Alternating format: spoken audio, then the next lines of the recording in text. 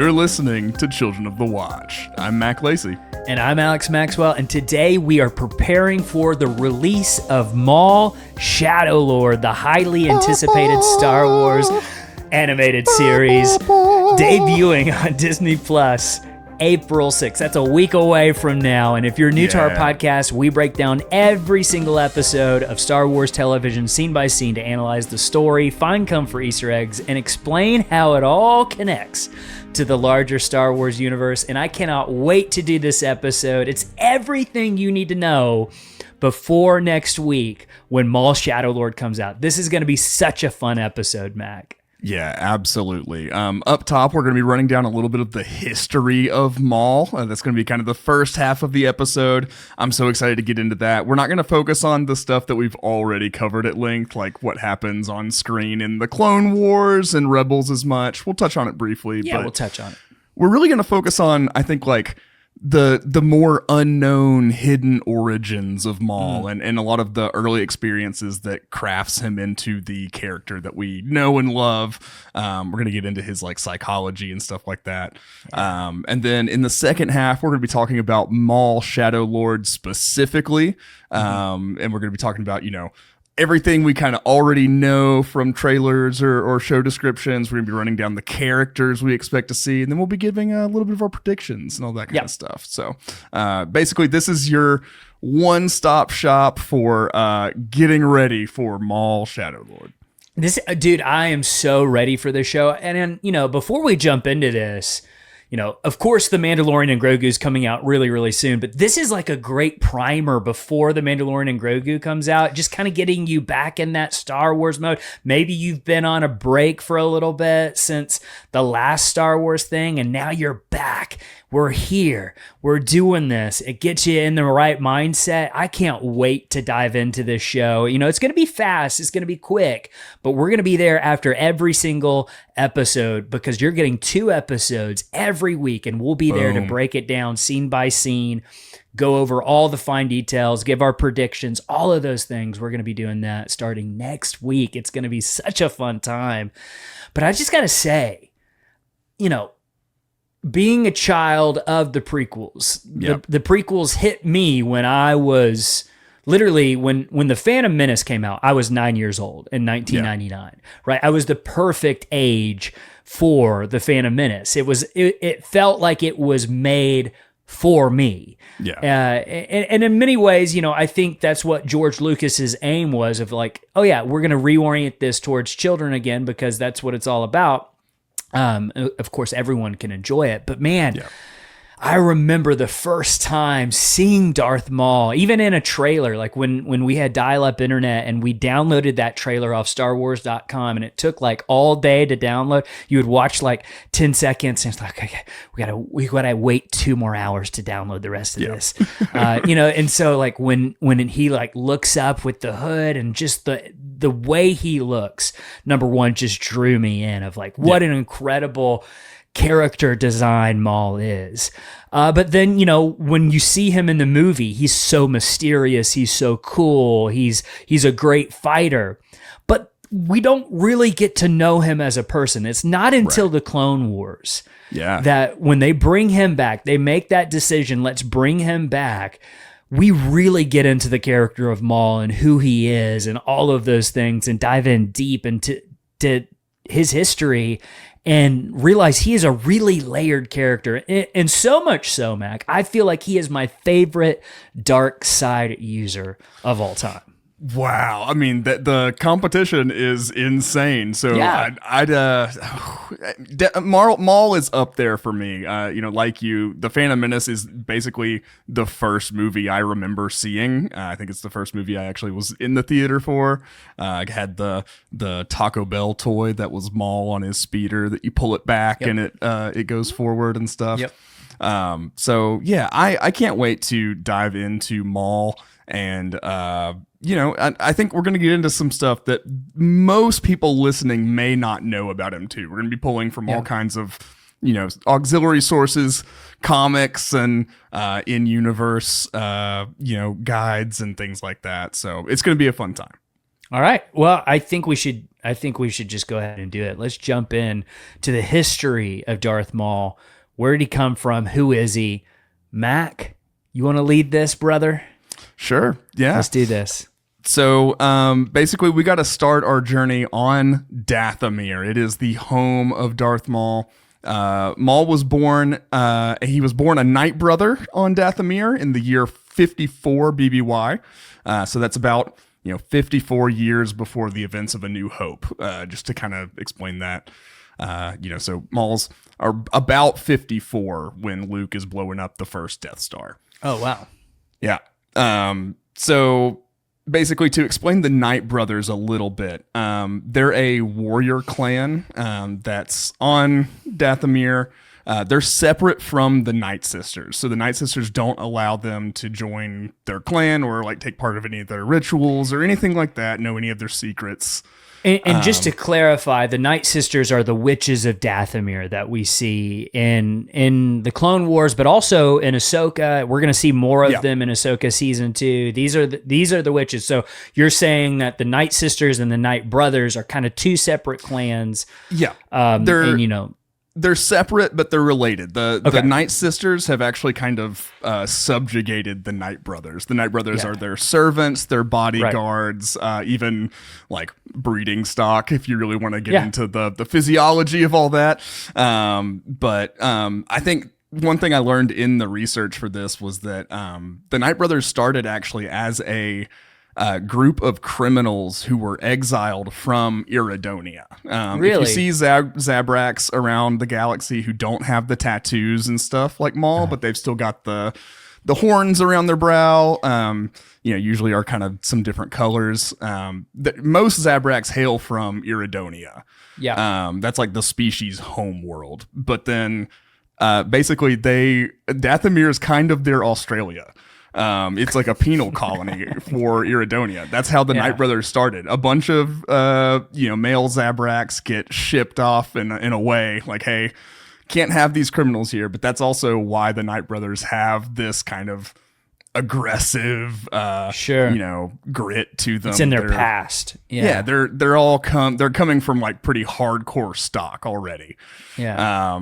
They get tattooed as infants. Basically they live their whole lives with the markings that you see Maul have. And it's a tough way to come up. It's really hard days of training. It's kind of a Spartan existence in some ways. The really young kids have to like live in caves for a little while and stuff like that. It's you don't really want to grow up a Night Brother, I don't think, but it Probably does not. produce some of the most fearsome warriors in the galaxy. So And speaking of Night Brothers, Maul actually has two brothers. indeed. Which I think sometimes you forget about one of them, right? You remember, if you watch the Clone Wars animated series, you do know about Savage Opress, which is a wonderful name. I think it's so funny. one of the top tier Star Wars names ever made. Yeah.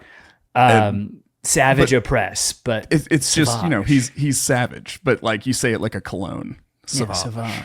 Yeah. Savage. Like But there's Johnny Depp would also- say, Savage. There's Feral Oppress. I'm assuming he has the same last name. That's, Feral or Feral. I like saying, Feral because I like it's, that. Put the little twist on it. The You little put the zhuzh twist that on it. Savage has got. So yeah, like these are actually Maul's biological brothers. But it's not stated super concretely why. There are kind of different accounts depending on what source you're looking at of why, but they do grow up separately from Maul. One possibility is that Maul's just much older than them, and he's already kind of gone by the time they're old enough to be cognizant and stuff. That's my assumption. Yeah. Some stories kind of make it seem more like he was actually intentionally kept separate due to kind of what was sensed about him, like this kind of unique affinity with the Force and kind of the rumblings of the dark side already beginning, which the Night Sisters are tuned into. So Yeah. Interesting. But something when I was kind of putting this together, a thought came to me.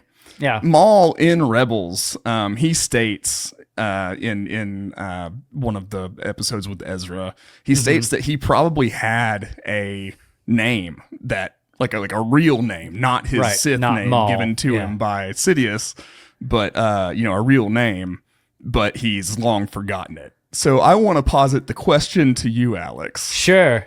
Given the naming structure we have in place, we've got Savage, we've got Feral or Feral. Do you have a guess as to what Maul's true real name could have once been? Yeah. Damage. All right. Yeah, Damage. Right. DiMaggio. DiMaggio. It's Savage, Feral, and Damage. The three brothers of destruction. Right? That's pretty good. I'm gonna put forth Willed. So Savage, Feral, and Wild. They're all like these. It's all pointing to this like wild nature, but then you pronounce it Willed based on. It does make me wonder and question the naming conventions of the Night Brothers. Like, do they get to name the young men, the boys, or is it Mother Talzin naming them, kind of putting that mark on them? I could definitely see it going that way. Because, I mean, in every way, like Mother Talzin is the ruler of the Night Brothers. Right. There's kind of this very possessive dynamic going on. So, I could definitely see that maybe being the case. I do got to pause and say, what is titled as part of the next part of our notes is just an incredible title, and I have to read this out loud. This we cannot skip over this. Dark Side Cross-Cultural Exchange Program. Yeah. And that's exactly what's going on here between Darth Sidious, a.k.a. Sheev Palpatine, and Mother Talzin. Now, I do want to pause and say, because there's some people who are listening to this and you're like, I'm trying to keep up with what you're saying. You're saying that Maul has brothers. Yes. Savage Opress being the main one that we'll talk about on this episode. And I think will kind of have an impact on Maul in Shadow Lord. I think he's going to be mourning his brother in a way. Yeah. But there's also a figure called Mother Talzin. And Mother Talzin, if you are not familiar with her, she is like the head Night Sister on Dathomir. If you're remembering back to Ahsoka, you've got those 3 Night Sisters on Peridia. She's kind of like on the same level, but on Dathomir. And she is a huge figure in the Clone Wars animated series. She's really creepy looking. She sounds really creepy. If you can find something, just kind of a clip or something, if you're not familiar with her, I think it would be very beneficial, not only for Maul Shadow Lord for you to kind of get familiar with who she is, but also Ahsoka season 2. I think it's going to be important for you to kind of be aware and know who Mother Talzin is, because she's like the leader of all the Night Witches. For sure. And we do have another episode that covers a lot of the Night Sister stuff in our like Darksider 101 episode. We get into that some more, so go listen to that if you would like even more information on them, kind of the female part of Dathomir.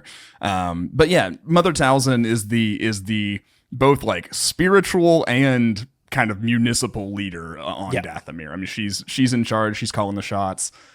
She also is like, the most powerful sorceress amongst the coven of witches, and, has great power and is doing all kinds of crazy force magic stuff around a cauldron. And it's cool. And it's interesting too, because it seems like her dark side magic is very different than Sith. It is dark side magic and how Palpatine approaches the dark side. Exactly. And that brings us to our Dark Side Cross-Cultural Exchange program. At some point during, before the Phantom Menace, there's not great timelines for some of this, but we can kind of put most of this happening at 40 BBY or maybe a couple years before that. We don't have exact dates of how long this was going on, but Sidious and Talzin started meeting together to share, the secrets of their respective dark side disciplines. So, they'd both teach each other about, Palpatine would be teaching Talzin about Sith stuff. Talzin would be teaching stuff about the dark side magic stuff. Okay, pause. I got a question. Yeah. Do you think this is all part of a ploy from Palpatine of like, I know that they could be a threat to what I'm trying to do. Is it one of those situations of like, let's get close to them and figure out what they're all about and see either can I use them or do I need to destroy them? And I think what we see in the Clone Wars is that he decides I'm going to destroy them. Right. Yeah. He definitely wants to keep tabs on the Night Sisters no matter what, just because they are one of the only other forces that can kind of rival his own in the galaxy. Sure. In terms of the dark side and that kind of stuff. But I think actually a specific thing he has in mind doing all this is he is looking for his Sith apprentice. He is, we don't actually know if maybe he's killed Plagueis yet, or if he's still kind of an apprentice and is looking to make that change. But in the Legends content, Plagueis is still around, and Palpatine already takes Maul to be like a secret apprentice. In canon we don't know anything on that, but we don't know. You can use your imagination and all sure. that. But he actually initially he kind of promises Talzin that he's going to take her as his apprentice. So I don't know if that was ever a true thing or not, or again if he was just if he's manipulating. And I think they dated. I mean, we get Rey Palpatine somehow, you know what I mean? Yeah, I mean, what do you think like Sheev would do like on a date? Like what's his approach to wooing another dark side woman? Definitely orders for them and stuff without asking, and like that's Order not 66.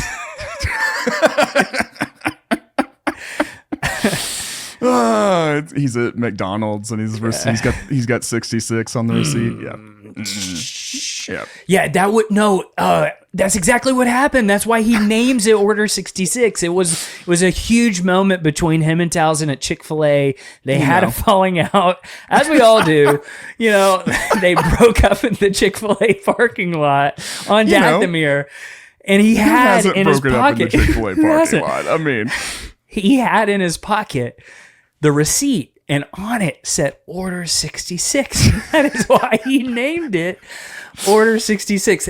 I told you, people, you would learn something on this episode. This is what you needed to know before Maul Shadow Lord. These are the important nuggets here, people. I hope you're paying attention. Take notes. Yeah, that's it. But yeah, anyway, so they're doing this kind of they're teaching each other stuff. I imagine neither of them are being fully I think they're being withholding with stuff, for sure.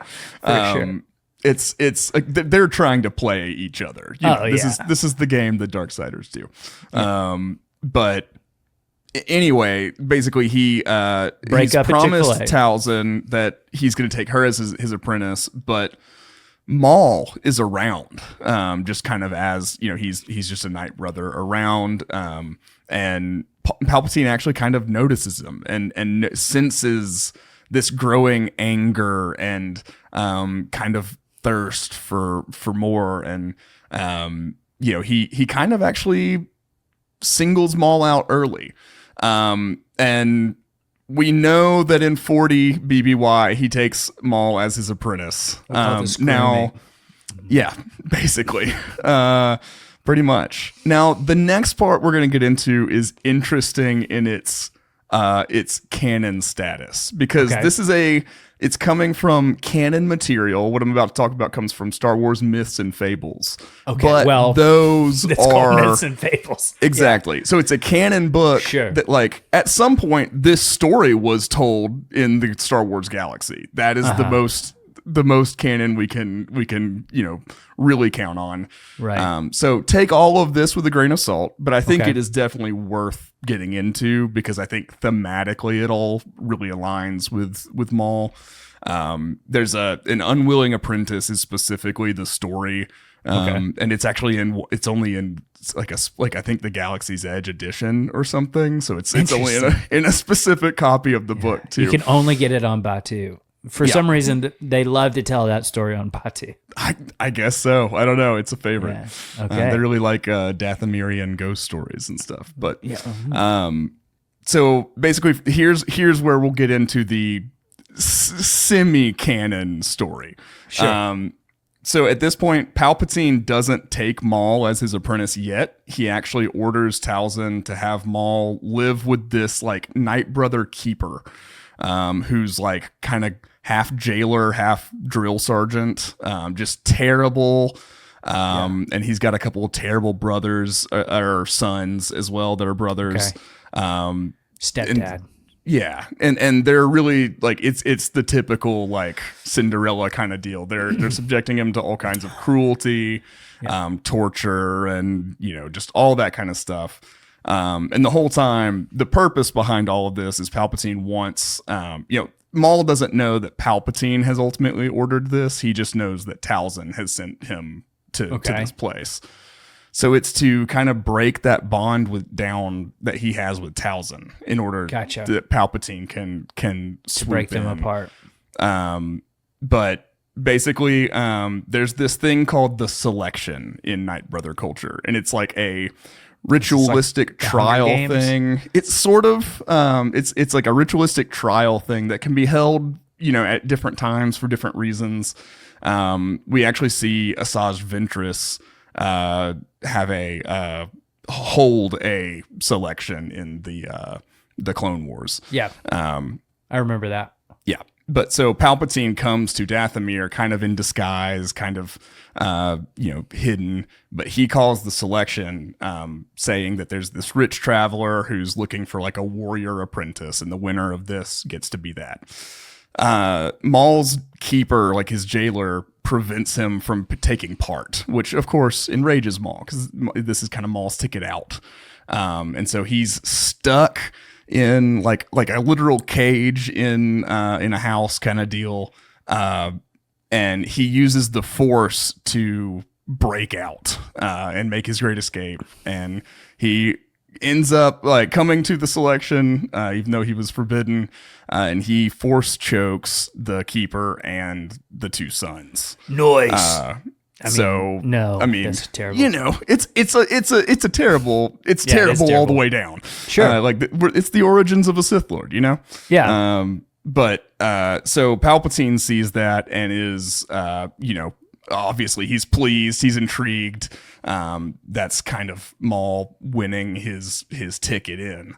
And then he formally takes him as his apprentice. And regardless of if those specific events happen or not, I like to think they do, because it just shows from the get-go, Palpatine is toying, manipulating, really just like subjecting Maul to all kinds of cruelty.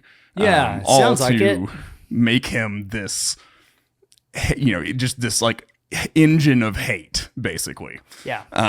And also, either way you look at it, because of both Sidious breaking the promise he made to Talzin to take her as his apprentice, as well as taking Maul, like her son, away from her. From this point on, Talzin and Sidious are mortal enemies. It's bad blood. It's on sight. Yeah. So kind of vows makes like sense. Mortal revenge after all this. That makes sense for sure. Okay, so what I find really interesting about all of this is in hearing this in a weird way, it does, I mean, maybe not weird, but it does create maybe a little bit of a sympathy for Maul, of like, he never really had a choice in which the person he became, right? This is very much, he was manipulated into being this person. Now, I don't know, being a Night Brother is all that much better, but I also don't think like what we're about to hear about and learn about with Maul as he was trained as a Sith, and then really kind of how Palpatine not just like, I'm going to train you as a Sith, but used him specifically like an assassin, I think is going to be a really interesting factor. So let's get into, okay, so he's Damage. That's fake, by the way. We don't know what his name is, but we do know that, right, that Sith Will are the Press, named, right? So he begins that formal Sith training under Darth Sidious, we know, right? Highly focused on assassin skills and other physical disciplines, which is interesting. It's interesting. And, normally, like, at first, when you're just watching The Phantom Menace, I was operating under the assumption that that's just not Darth Maul's bag. He's a great physical fighter, but he's just not that great at doing Force stuff. He doesn't have that much of a capacity for all of that.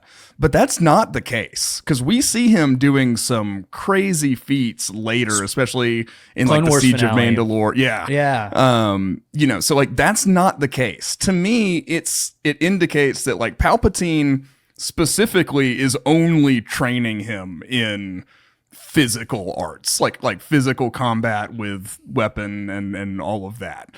And this is getting into speculation here. This is just my kind of observation. I think it's almost Palpatine limiting Maul in the techniques he knows, so that the only place that his like innate rage and that seething Force power has to go is into his physical combat. Just making him, Darth Vader gets talked about a lot as like channeling the Force into his body to even speed up his movements and all that kind of stuff. I think Maul was certainly doing some of that. Yeah, it's interesting that you bring up Darth Vader, because I do think that Sidious uses Vader in a very similar way, maybe more like a hammer, where Maul's more like a surgical knife at first, until Maul sheds the Darth name and just becomes Maul. But I think what you're saying is totally right. And again, I think it kind of creates that sympathy, and we see Maul kind of lament this a little bit, especially when he's talking to Ahsoka in the Siege of Mandalore, where he kind of realizes he was played, that he was trained only kind of to be a weapon. I don't think that Palpatine ever had any intentions of passing any of the legacy of what he was building over to Maul. I think he was using him solely as a weapon.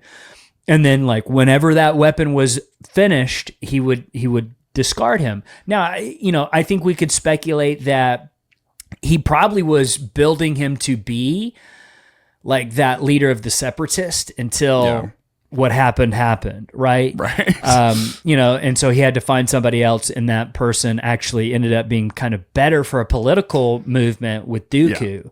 Right. But like, who's already a statesman, already has political power of his own right, that kind of thing. Yeah. But I think probably the original idea for Maul was, I'm going to use you for my false flag war that I'm going to be waging on the galaxy, and you will be the villain, because look at you. Yeah. Right. You can't be anything other than a villain. So. Exactly. So like in a way, he had it set against him from the very get-go of, he was never going to inherit the legacy of the Sith. Never. That was never going to be his thing. But like you said, he was channeled into becoming this warrior, this assassin, and he was dubbed Darth Maul. Also, he gets the double-bladed lightsaber, which is a very rare thing. Yeah, he constructs it that way himself. It's his own design, and I think because of the physical aspect he has, he's one of the only people who can really make use of it too. A double-bladed lightsaber is a tough thing, especially for like a normal humanoid. Right. You see Pong Krell doing, but that's completely different physiologically. Right. But it's such an iconic part of Maul's image, and but I think it is really emblematic of who he is, because there's two sides to Maul. For sure. There's what you see on the surface and what you experience fighting him, which is just hate, rage, fear. But then when you fall in love with him, it's something else. So there's when you get to know him, as there's this whole other side. He's got this whole very sympathetic, almost kind of relatable side to him too. Yeah, so. I would say that for sure. Okay, so I did not know this part. This is interesting. You need to tell me a little bit about this. Sidious takes Maul to Malachor to witness the aftermath of an ancient battle between Jedi and Sith. So what happened there? Yeah, so this is all in a comic. I can't remember which Son of Dathomir exactly. It may all be in Son of Dathomir. Yeah, I think it probably is. But basically, Malachor is this site where an ancient battle took place between Jedi and Sith. At some point, there was like basically a super weapon that goes off and kind of turns the whole place into Pompeii. It's like a nuclear blast that just turns everybody to pillars of ash, basically. Yeah. And so Palpatine brings him here, kind of, who knows what the real reason is, but presumably to kind of teach of the Sith history and that kind of thing. But really what sinks in for Maul is he's literally breathing in the ashes of all of these fallen Sith warriors, and he's getting like visions of them fighting the Jedi, and he's feeling each one fall to a Jedi's lightsaber and things like that. So he's just building up this personal hate and rage towards the Jedi. But it's also in this whole... It's morbid. It is. But like in this whole meditation, he also has the realization that he hates the Jedi not just because they're the enemy of the Sith, that they fought the Sith, that, they've killed a bunch of his Sith brethren and that kind of thing. He hates the Jedi because he was a Force-sensitive child that they didn't come for. They didn't come get him. They could have spared him from every bit of hardship, of suffering, of getting twisted into this instrument of hate. The Jedi could have saved him from all of that happening, and they didn't. And so at this point, the Jedi are not just the enemy of Sith, they are the enemy of Maul personally. Because he already hates Palpatine at this point, right? Yeah. I'm just I hate everything. It's everybody else's fault, what they're doing to me, and it's especially the Jedi's fault for not saving me. Yeah. Which is a really interesting kind of approach to, okay, that's actually, it makes it personal. I like that. It does. I really like that. So, through that training, he becomes a Sith assassin, right? Bloodlust for Jedi. He loves hunting down Jedi in secret, right? The Phantom Menace. Yeah. This is not something out in the open yet. Nobody really knows. So it's actually a really big point of frustration for Maul. The whole time he's telling Palpatine, he's like, look, I'm ready. I want to go get out there and just start fighting Jedi in the open. Like I want to get at this. Let's get her done. But Palpatine is constantly holding him back. Like, no, that's not the plan. We have to remain hidden. So Maul's even doing stuff like stalking Jedi on Coruscant, just like from the shadows, and not doing anything, but just practicing stalking Jedi. What a freak. Yeah, it's like, it's just, you can see the obsession growing, and obsession is like a huge thematic touchstone for Maul. Yeah. It's what drives him pretty much after this point. Absolutely. Yeah. Oh man. So during this time, he's getting little bits of pieces of what the grand plan, in quotation marks, is, right? He doesn't know the whole plan, but I think he's smart enough to kind of start to put it together. Yeah. Right. Also, so he's hunting pirates on behalf of the Trade Federation, which is interesting. So kind of to sate this lust for Jedi blood that Maul's got, basically. Palpatine is sending him on just errands, and doing little things that help out. He's fighting pirates for the Trade Federation and stuff like that. He's out doing that once, and he actually hears rumors that there's an underworld auction that they're selling a Jedi Padawan. Like someone has captured a Jedi Padawan and are selling them. It reminds me a lot of Knights of the Old Republic, where they have Bastila as the prize for a swoop race kind of deal. But he like all of this in secret. He's doing all of this without revealing anything about his Sith nature or any of that. He tracks down the people who win the auction, and kind of, there's a bunch of Star Wars-y stuff that happens where the Padawan escapes and all of that. But it ends up in a final confrontation where she's unarmed. Maul can kill her, but he hands her lightsabers because he's like, no, I've been waiting to fight you. Like, I want to fight you. Also, like, I mean, I'm just thinking of this. Yeah. That's kind of his story too. Yeah. Of like, he was sold off. Yeah, he was pretty also like, he had no choice. So I wonder if it's like, let the gods decide, or, like very Game of Thrones, whoever wins, good job. But we're kind of in the same boat. So let's see who wins here. Yeah, like, I mean, he wants it to be this. There's this sense of a fair fight to Maul. I think, like, he is a warrior in that he's got honor. Yeah, and I think that's why he can. It's weird. It's twisted. It ends up looking sometimes Obi-Wan. Right. Except with him. But I think that's why he ends up working well with Mandalorians and Death Watch. They've got that same kind of like, we're not always arriving at the right moral conclusions, but at least we're doing stuff by principles kind of deal. Sure, we got a code. Yeah.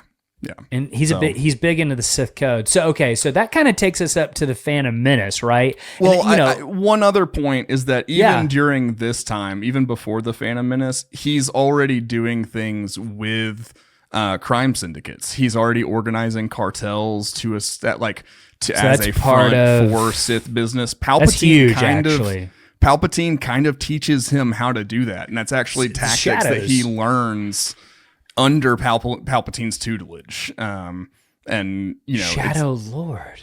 Exactly. Whoa. It's almost like it's going to tie into the show. Whoa. That's a really cool aspect of like, in the hiding before revealing themselves in the Phantom Menace, he was taught all this of how to operate in the underworld, and that's what he goes back to because that's what he knows. It's the only thing he knows. That's what we're going to be seeing in the show. That's why he is building a criminal empire, is because that's really all. I mean, if he doesn't have the Sith anymore, and technically the Sith are his enemy now, what does he know? That's what he knows. That's kind of the only thing he has to fall back on. That's really, really interesting. Okay, that's cool. So we get up to the Phantom Menace.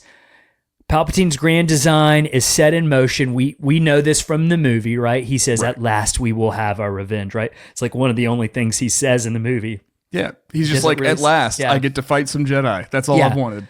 Right? He almost runs over Anakin. He has no idea who Anakin is on that speeder, but he's going to run over that 9-year-old no matter what to fight Qui-Gon. If he'd done it, he would have been a lot shorter of a franchise, I'll tell you that. But then, of course, we know that incredible scene from the end of the movie in the palace energy room on Theed and Naboo, and we see the duel with Qui-Gon and Obi-Wan, and it's honestly one of the most iconic moments in all of Star Wars, with the most iconic song maybe from Star Wars with Duel of the Fates. I would say so. It's incredible. I mean, it is the thing that cemented Maul as an icon for Star Wars, even though, easy come, easy go. Just as soon as he shows up, pretty much, seemingly, cut in half, tossed down a bottomless pit. Oh, man. And, out of universe, I think had George known how big of a deal Maul would have become, of like how many people just like, oh my gosh, Darth Maul is so cool. I'm kind of shocked he didn't see that with like, they literally put him on the packaging for everything for the Phantom Menace. It's like, how did you not foresee everyone thinking he's so cool? But I think he wouldn't have killed him off here. Yeah. I think this would have been like maybe a maiming, or like an arm loss or something like that. It's, and he would have returned. Yeah. And we'll talk about his return in a second, but basically a really important thing to know is that almost as soon as Maul is gone, Dooku's named the new Sith apprentice to Sidious. Like almost Sidious, like a week later. Well, Sidious had already been working on him, had already been turning him to kind of had him waiting in the wings just in case, or maybe he had already become the primary plan. Who knows? But it just shows that like Maul is totally disposable to Palpatine. Right. And I think this is probably the moment he realizes that of like, oh, you just needed me to be your fighter. Like that's all you needed. And it's, he has 10 years to think about this on Lothal Minor, where we end up finding him in the Clone Wars. So there's that time from when he's cut in half until the Clone Wars. That's a 10-year span. Yeah. Maybe even 11 years by the time they actually get to him in the Clone Wars. But somehow Maul survived. The way, he's too mad to die. That's what I like to say. Basically, his both just the dark side of it all, but his obsession and hatred like even outlived his own death to allow him to hang on. Essentially, to your point, I think they would have rather Maul never have died at this juncture in the Star Wars storytelling, but he's back, so that's fine. Well, but also like to the people who are like, why are you bringing Maul back when like, and they might not be familiar with like how he's actually been back for a while, right? Like in the Clone Wars animated series, why would Disney be bringing him back? Well, George Lucas brought him back. That was George Lucas's idea in the animated Clone Wars before Disney even bought Star Wars. Right. So this is actually what's interesting is in George Lucas's sequel trilogy, Darth Maul was going to be the big bad guy in the sequel trilogy. And that would have been so cool. I think it would have been cool. However, I think a lot of those elements, and we'll get to that when we get to the prediction part of all of this. Yes. I think a lot of those elements are actually making its way into this show. Yeah. So, we'll see. So Maul's got a spider body. He makes a spider. He's Spider Maul. Yep. And essentially, like, I think Talzin just kind of realizes that, maybe through the Force, that Maul is out from under Sidious's grasp. And then basically kind of calls upon Maul's biological brother, Savage. We told you he was going to come back into play. He's also super, like, he hyper focuses on Obi-Wan Kenobi being the one who put him in this position, right? Like, who cut his legs off, right? So that's a very important factor to know of, like, his obsession with Kenobi. Is really birthed, being cut in half, and it never goes away. Literally, it never goes away. He is obsessed with Obi-Wan Kenobi. Yeah, for sure. That's a huge part of his. I mean, it becomes a fundamental part of who Maul is going forward. Right. And then we get into all of the Clone Wars stuff. We have covered this in like pretty several times, so we're gonna rush through. But basically, Maul takes Savage as apprentice. They set out to establish themselves in the galaxy as new Sith Lords. They do so by forming the Shadow Collective, which is a group of all the like prominent crime syndicates in the galaxy that Maul then uses to take over Mandalore. Maul's kicked out of Mandalore by Palpatine. Palpatine specifically comes and is like, "Oh, hey, I thought you were dead, but you're not." And you're I don't like what you're doing. This could actually become a huge problem for all the stuff I'm doing over here. So I'm just going to go ahead and put you back in your place. And Palpatine does give Maul just an absolute and he kills his brother. Thrashing. And kills Savage. So that's, Sidious is also super high up on Maul's, revenge list, his Kill Bill list, so to speak. But Palpatine takes Maul away from Mandalore for like a hot second, but then Death Watch gets him back, and one of those people being Rookcast is the one. Rookcast is the one who basically breaks him out of the Spire. Which we've seen in other Clone Wars episodes. So the Son of Dathomir comics explains how Maul gets away from Sidious, and it was going to be like an arc in the Clone Wars, but they never made it. So they made it into a comic book that you can go and read right now. It's really we're good. Sourcing a lot of stuff. So Rookcast is introduced in that comic, and she is one of the followers of Maul when he was Mandalore, the title on Mandalore, ruling all the Mandalorians. She really bought into what he was doing. She really liked what he was doing. And it seems like she still really likes what he's doing because she's still hanging around this guy in Maul Shadow Lord. Yeah. So... thank you for adding Rookcast in. Super important to keep tabs on. But she is amongst the Mandalorians that Maul has on Mandalore. But then we get the entire Siege of Mandalore arc where he's kicked out of Mandalore again. And so this time it's incredible stuff. The Phantom Apprentice is one of the best animated episodes anything ever. It's so good. It's some of the best Maul action there is. I mean, you get to see him escape an entire Venator ship without a lightsaber, just using the Force and stuff kind like of his Vader hallway scene a little bit. And so that's what I was referring to when I was talking about, I don't think Palpatine was not training Maul in that kind of stuff because of his capacity for it, because we see him do it. But if anything, maybe he was even dampening because he was a little worried about like what he could become if he also taught him all the other things too. Right. For sure. There's definitely that. So it's one of those situations. So we do at the end of Clone Wars see he breaks away, like Ahsoka and him essentially team up during Order 66 to survive that situation. And Ahsoka knows, if I let Maul out of this, out of the Force prison that the Mandalorians made a long time ago, which is a whole other, we could do a whole podcast about that. We actually did, basically. Yeah. So she lets him out just to go cause chaos on the Venerator. And that's absolutely what he does. And so he ends up flying away, and we don't see him again chronologically until the end of Solo, where he is talking with Kira at the end of Solo. And that's a 10-year gap. We don't know really what happens to him in that 10 years. And then we don't know what happens to him and Kira after that. And then there's 5 years, and that's when we pick him back up on Dathomir, and he has kind of lost his mind again a little bit.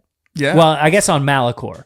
He's on Malachor. And then he goes back to Dathomir. And when Ezra's with him on Dathomir, he's kind of like, this guy might not have it all together. Well, we know that he was on Dathomir before going back to Malachor, because all of his stuff's there. Right. Like he lives, he's got the dark saber there. He's got a whole picture of Sabine or Satine, Duchess Satine, which is really weird. You've got your arch nemesis's girlfriend that you killed. That you've killed. Yeah, it's crazy. But I think it's just like, I think it's Beauty a and the Beast monument style. to his hate to Kenobi, It would be, part of me wonders if like he kind of hears her voice in his head a little bit of like, you know what I'm saying? Like he hears things, because we do know that he struggles with that based when we find him on Lothal Minor as a Spider Maul, of like, he's hearing things all the time. He's not all there. And, like he's maybe pushed that down to the surface, but it's still present. And so I'm wondering if we'll see a little bit of that come out in Maul Shadow Lord, of like, ooh, he's not okay. But chronologically, this is the time period where Maul Shadow Lord will fit into. So it's right after Clone Wars. It's right after Clone Wars. It's essentially, I think it's kind of Maul having to start over from scratch again in a way. I know that I don't think he goes to be building like head of the entire Shadow Collective again. I think he just goes like doubles down into Crimson Dawn. I'm not sure. We'll see. So let's talk about that. Let's kind of put the history to the side, because even what happens to him after this show is not really relevant to Maul Shadow Lord itself, and unless we're speculating on like, how do we get to Solo, right? Because that's the next thing that would happen after Maul Shadow Lord is Solo. So that there's a 10-year gap there after the Clone Wars. That's where we're sitting in, right after the Clone Wars. So this is the story of Maul Shadow Lord. And this is coming from StarWars.com. It says, set after the events of the Clone Wars, Maul plots to rebuild his criminal syndicate on a planet untouched by the Empire. There, he crosses paths with a disillusioned young Jedi Padawan who could be the apprentice he is seeking that will aid him in his relentless pursuit of revenge. Now, one of the most interesting aspects for me and Maul is he's always seeking someone to teach. He always wants an apprentice. We see this later in the timeline with Ezra, even with Kira, I would imagine. I think he's kind of seeing her maybe as an apprentice, even though she's not Force sensitive. Absolutely. But maybe an apprentice to the criminal syndicate side of things. Yeah, I think it's just him kind of repeating the cycle that he always found himself in. You know, he was under Mother Talzin, then he was under Sidious, then you know, it's always, someone is always kind of, I think his need to have an apprentice under him satisfies this insecurity about him being like a discarded apprentice in some way. And I think also in a way of like, he kind of wants to make it right by himself, of like, I can do this right. I can, what was not done for me, I will do for someone. Right. Right. I think there's almost this idea of like breaking a generational cycle with Maul. Yes. In that way. Because of course he's dark side. Of course, like he's evil. We're not suggesting that Maul is like a good guy or anything like that. But from his perspective, he's not just this malicious, like he doesn't subject Ezra to any of the cruelty that all of his masters subjected him to, you know? I don't think he does with Savage a little bit, but I think it's different. I think he's more just like, they're speaking Night Brother to each other, basically. Well, it's how they kind of grew up. I do think that we're going to be seeing Maul kind of deal with the fallout of how he did treat his brother, and maybe realizing, I treated him just like the way I was treated, and I can't do that anymore. And maybe see him attempt to do something a little bit different with Devin, and who will get in. You know, this is who we're going to be speculating could become somebody in the future. So let's get into another one of these figures that he takes under his wing. Yeah, right. So let's get into some of the characters of Maul Shadow Lord, just so we're all familiar with who these characters are before next week. We've got Devin Azara. She's a Twi'lek. She's on the run from the Empire, and Devin Azara is conflicted, living and hiding to survive in the challenging times. She must adapt and accept a future far different than the one she expected for herself. We also see her master is also on the run with her on this planet Janix that we're going to talk about in just a moment. And I would imagine that she is having to do things that she knows is wrong just to survive under the Empire, just to make sure that she doesn't get found out from the Inquisitorius and things that she maybe is starting to feel a little bad and guilty about already before Maul gets to her. Yeah, I can definitely see that. I'm really excited to see how this relationship develops and forms, especially with the Legends character existing of Darth Talon. Yes. Who was she's a red Twi'lek who has the very the Maul black tattoo markings likes. It's difficult to tell if they're just trying to kind of draw those associations with Devin, or if it's actually kind of going to go that way. We'll see. We'll see. We'll save that for our predictions. We'll see. Okay, so the next character that I think is going to be a huge character for Maul Shadow Lord is Captain Brander Lawson. He's a respected police detective, and his partner, a droid nicknamed Two Boots, investigate shadowy dealings on Janix. Now, what we do know from the first comic, Shadows of Maul, which is kind of a prequel to this, is that Brander is not like this goody two-shoe cop. He's kind of a dirty cop in a way. Maybe not dirty is the right word, but like he probably looks the other way. He's a loose cannon cop who doesn't play by the rules. It's not that. No, I think he does play by the rules of Janix. This is very much like the way that they describe Janix is kind of like Gotham City, and this is he's a Harvey Bullock kind of character, I would say, if you're familiar with Batman.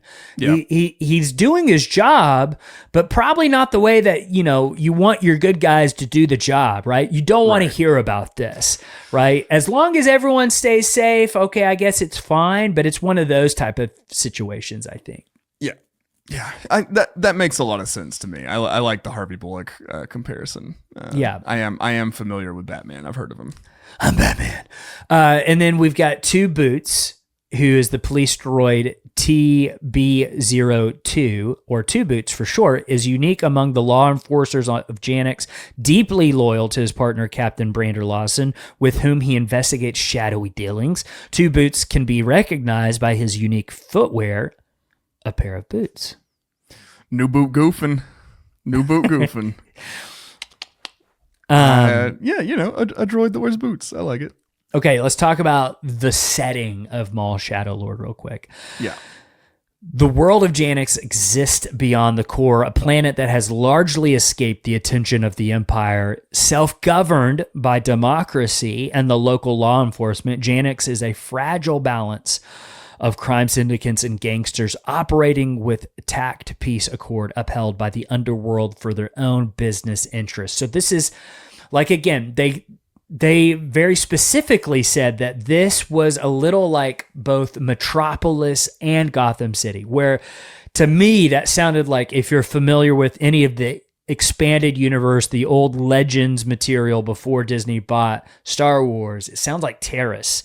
A little bit, with the upper city and the lower city. Yeah. I think we're going to have a similar situation on Janix, where you've got like the people who are running the planet, and as long as they don't see what's happening, as long as it doesn't affect them, then do whatever. It's fine. Right. There's that kind of peace accord with what's going on at the top and maybe what's going on with the underworld.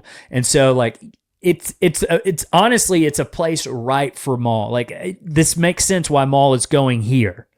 Absolutely. It's, again, that it's reflective of that duality he has, you know, where it's both kind of, there is a light to him, but there's a whole lot of dark too. You know, I think it's like, I've been playing Star Wars Outlaws, and Sure. I absolutely love how it fleshes out how these individual locations are influenced by all of the syndicates operating within them, and how different events make, you know, different powers within the city rise and fall. I think, you know, Maul's going to find himself with a ripe playground of stuff to manipulate. And, you know, I think it's going to be interesting to see, because we're kind of under the assumption, you know, Devin is gonna become something of an apprentice character. Like, I don't know if she's gonna fully fall to the dark side, or you know, like, who knows? There's gonna be some kind of mentor-mentee relationship between Maul and her. I think that's kind of safe to assume, and I can't wait to see how he teaches her how to manipulate things, how things can move, how to wield power in a way that the Jedi would never teach her. Yeah. I don't know. It's an exciting setting. I think it's perfect for the show. Yeah, and I'm so excited. I mean, of course, it's also going to look gorgeous the way that it almost looks like a brush stroke, or this looks like a painting. They've changed the animation style very slightly to match the tone of what's going on with Maul. So I'm very excited just to even visually feast on this show. I think it's going to look incredible. But they also released what every chapter title is. And I want to get into that because I think this will lead us really well into our prediction portion of the show. So let's go through what each chapter is titled and kind of speculate on what we think that might mean along the way. So, yeah, first chapter is The Dark Revenge. I mean, that's pretty evident. What it's, you know, it's a good opening title for. I think for this Maul. whole thing is going to be Maul's Dark Revenge, basically. Right. Chapter 2 is Sinister Schemes, which is great. Chapter 3. I think that Sinister Schemes is going to refer to something that's uncovered about something going on Janix rather than Maul coming up with anything. For sure. I think that'll be later. Yeah, for sure. Chapter 3, Whispers in the Unknown. Interesting. Chapter 4, Pride and Vengeance. Now, I almost wondered, like, looking just at the title, Pride and Prejudice, like, right? But it's Pride and Vengeance. It's going to be the romantic comedy episode.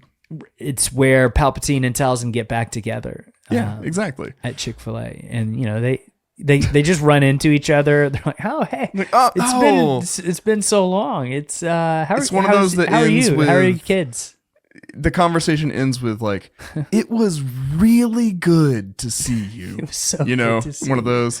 And then, you know, they walk away from each other and they both look back at different times. But they don't see each other They don't see each other do that. Yeah. Yeah. Cute. So that's Pride and Vengeance, chapter 4.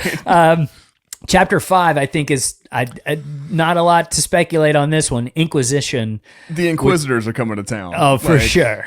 Yeah. For sure. That's when they show up. And then chapter 6 would lead right out of that. Night of the Hunted. They're causing some chaos on Janix, right? And I think it probably refers to maybe both Maul and Devon being hunted by the Inquisitors and having to team up in that scenario. And we see that in both trailers a lot, right? Like on a train, we see Marok fighting both of them. Right. So I think probably, again, I don't know exactly how the dynamic between them is going to shape up. I don't know if it's going to be like a reluctant partnership or if Devon is genuinely interested in learning more about what Maul's all about.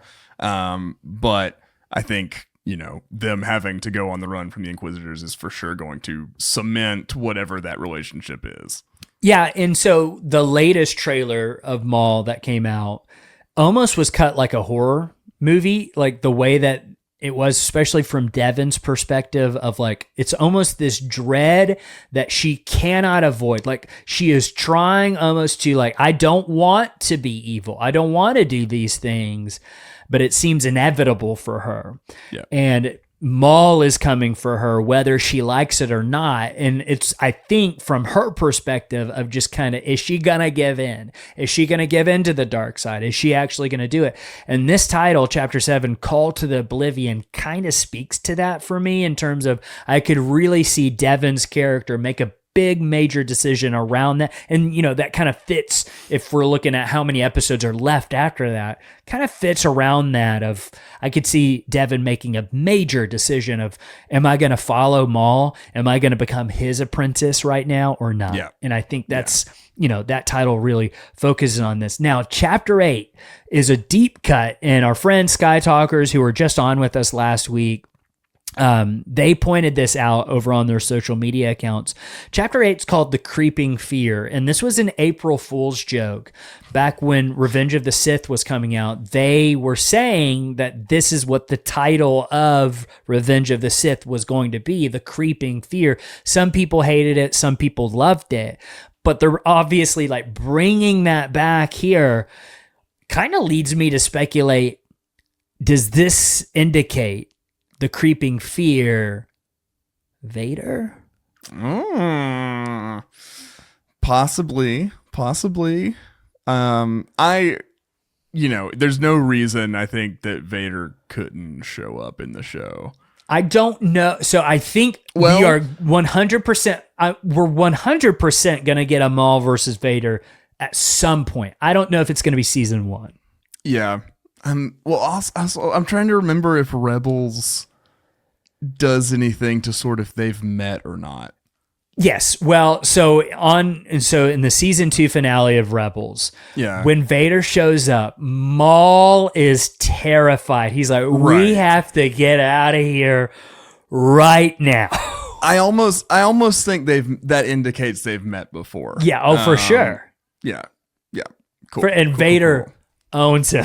I couldn't remember if Maul even saw Vader at that moment, like when he's coming down on the TIE fighter aura farming with the cape. Yeah. I don't think he even sees him. He just senses his presence, which again would indicate that they've met before.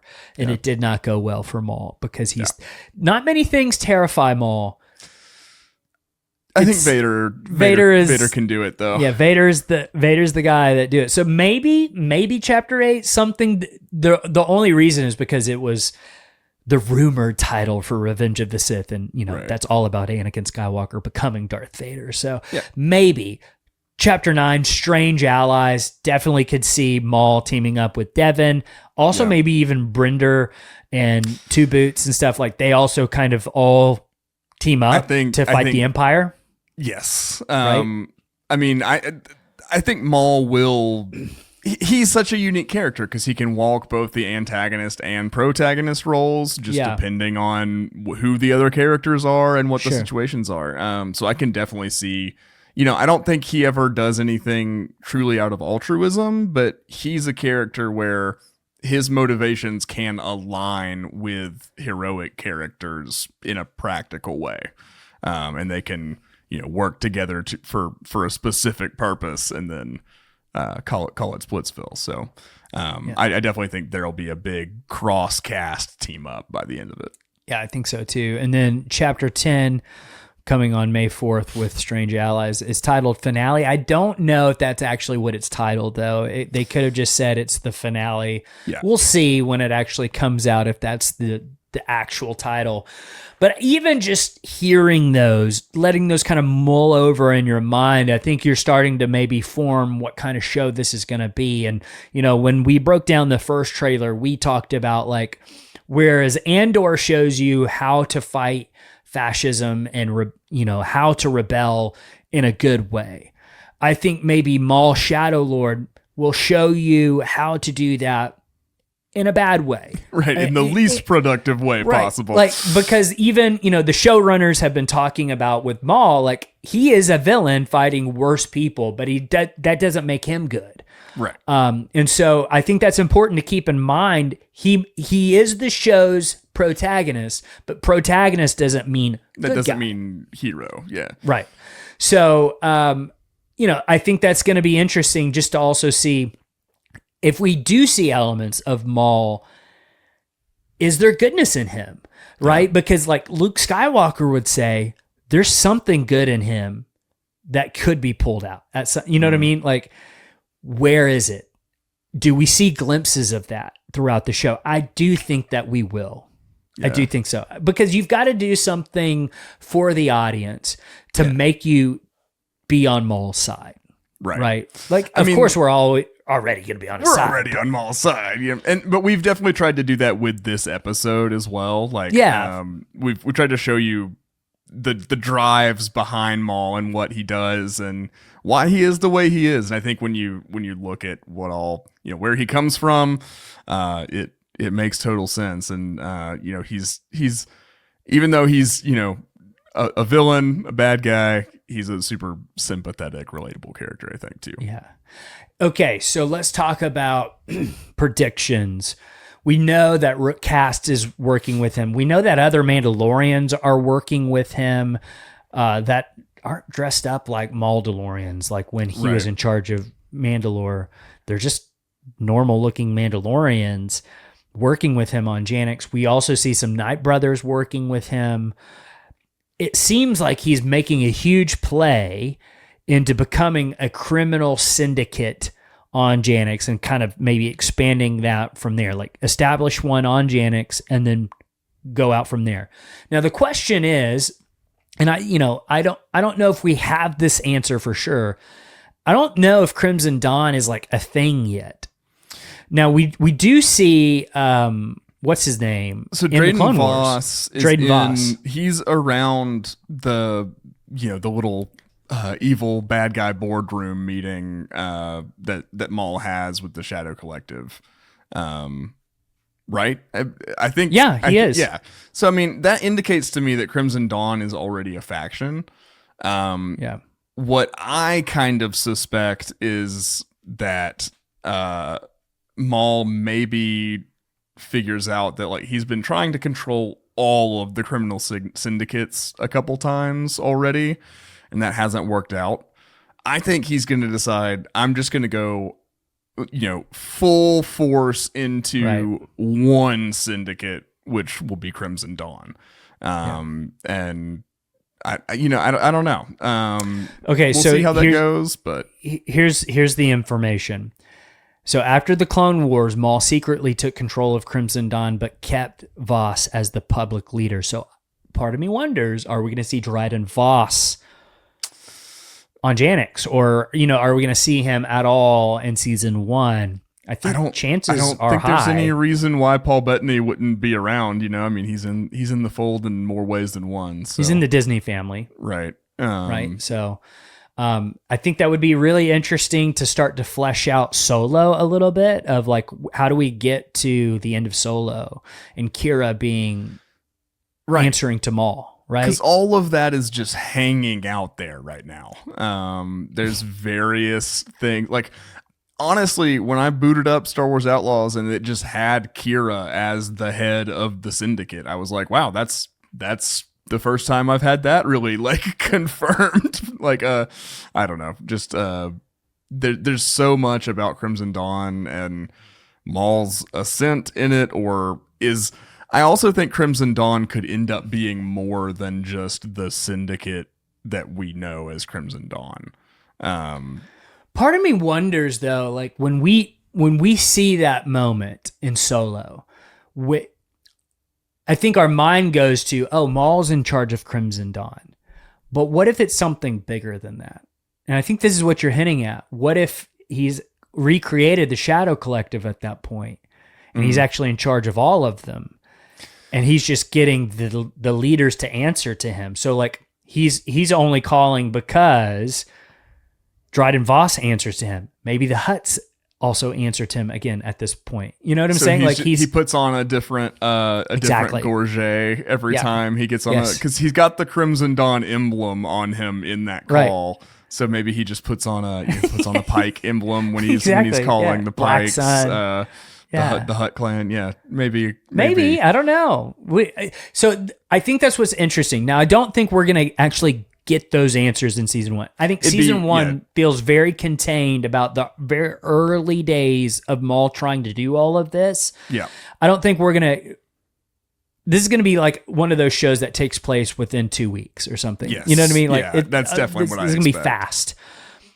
What I think is interesting, like thinking about like how this is probably going to have more than one season, I wonder if there's going to be significant time jumps in between each season to get us closer and closer to where we find him in Solo.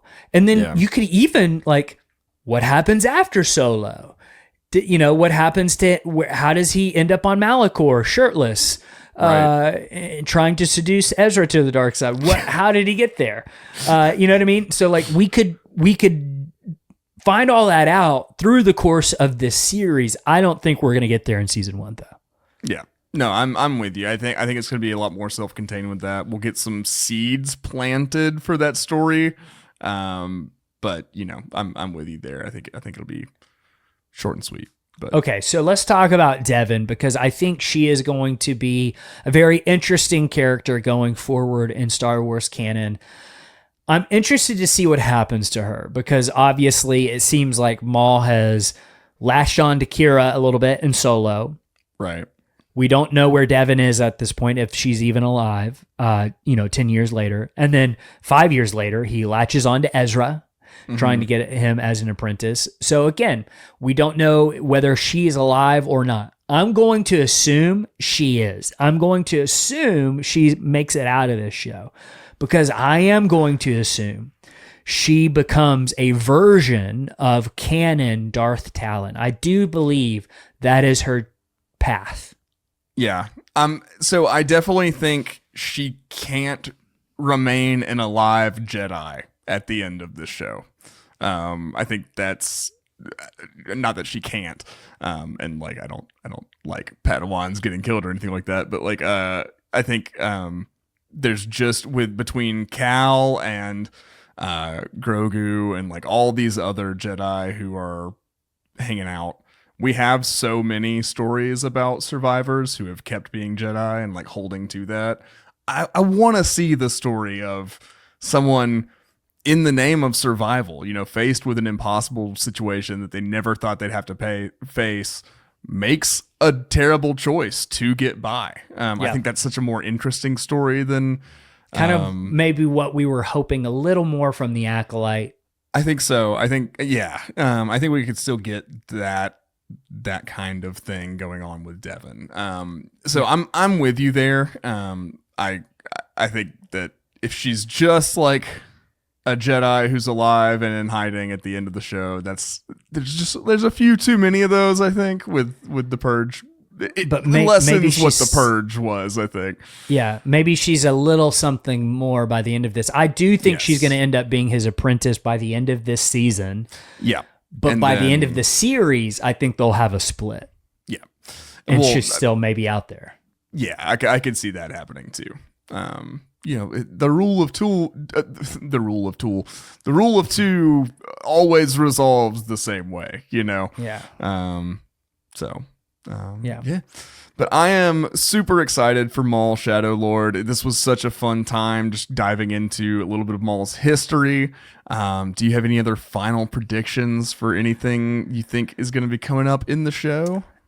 Here's my final prediction. I predict that if you're listening to this podcast, that you're going to go to Apple Podcasts, search Star Wars. You're going to find Children of the Watch, a Star Wars after show.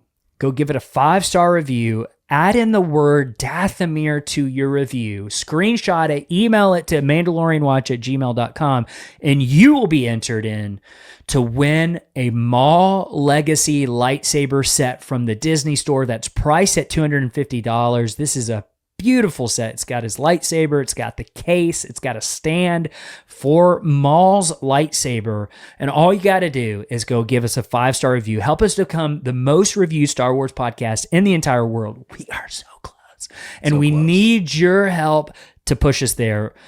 It will take like maybe 3 minutes to do. Maybe. If you don't have an Apple device, take one from a loved one and do it on their behalf. Yeah, steal a stranger's on the street. Please don't do that. That's not that part's not real. That part's not real. But like with how much this is priced, I don't think we're asking too much to go and find a way to review us on Apple Podcasts. And I know like we have a ton of Spotify listeners and other places as well, but Apple is the one that's going to help us the most and get us visible on all platforms. So that's why we're asking specifically for Apple and your help with that. Yep. We'll go and do that. Definitely enter the contest. Win that sweet, sweet Darth Maul prize, the lightsaber. Kenobi! Why are you here? Yeah, and then also, if you like what we do and you want more bonus content, all kinds of bonus content and access to a really cool Discord community, all kinds of cool stuff, go check out our Patreon, patreon.com/MandalorianWatch. And we've got all kinds of good stuff over there and appreciate all of your support. It goes a long way. Well, with all that said, I'm thoroughly excited for Maul Shadow Lord. I think we have done our job here. Are we prepped? Are we hyped, Alex? I am the Shadow Lord. All right. Well, we're feeling good, I think. So we'll be back very soon with a review of the first 2 episods of the actual show. So excited to see it.